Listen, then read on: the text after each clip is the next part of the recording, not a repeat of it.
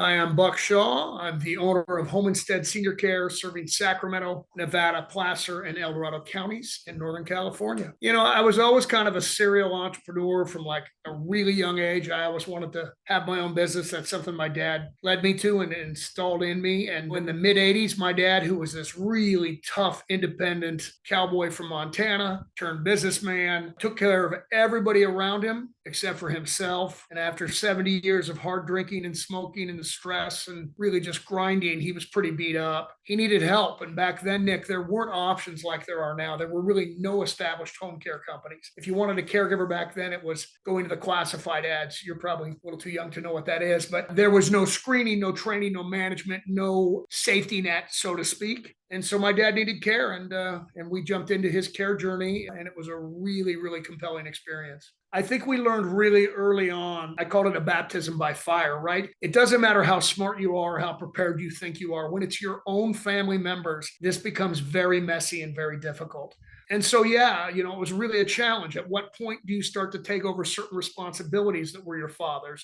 At what point does mental acuity come into consideration as to how you run things and the hierarchy and the patriarchy that you've dealt with your whole life, right? So, and he was a fiercely independent guy. Like, he was not the kind of guy you were going to put in a facility. He was not going to be living somewhere else. He was staying home and he was trying to be in charge. And he was a really stubborn guy and a hard-headed guy. So yeah, the dynamics in the family were really hard, and some of us dealt with it better than others, which I see in families all the time. My mom became the primary caregiver and she was amazing. I mean, she was his primary caregiver for the better part of a decade, watching us. And then we made some real mistakes, because we didn't take over some of the financial things. We let a life insurance policy expire that they had paid into, my dad's whole business career. And so when he did finally pass, my mom was in a much more challenging financial environment. And she should have been, just because we didn't know when to step in. I think it stabilized and it got pretty good. I mean, we found a rhythm, and there's certain compromises you make. My dad was a heavy smoker. And at that point, I'm like, you're not going to really make a difference now by not smoking, but he would smoke while he was on the oxygen tank. And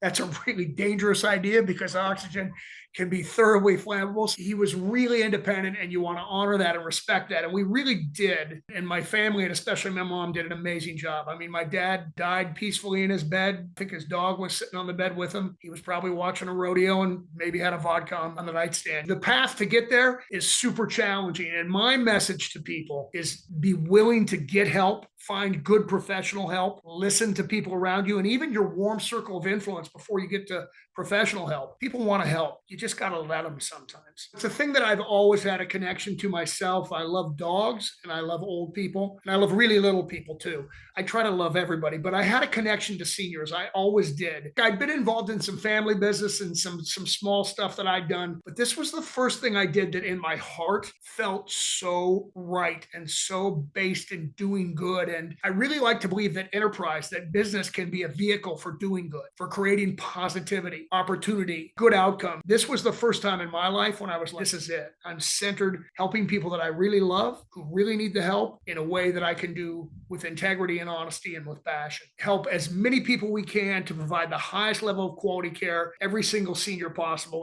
that we can touch. And it's not just the people who hire us. We want to be advocates for the community. We want the people who hire us fund our business and fund our ability to do this, right? But we made the commitment really early on that we're going to be advocates in our community. And if we put the needs of the seniors first, the business side always followed, and it has followed. It's gone well. But we did that not by putting the numbers and the profit first. We put the mission of caring for people and the highest quality care first. When I started, the other thing that's interesting, when we started, people said this was a horrible idea.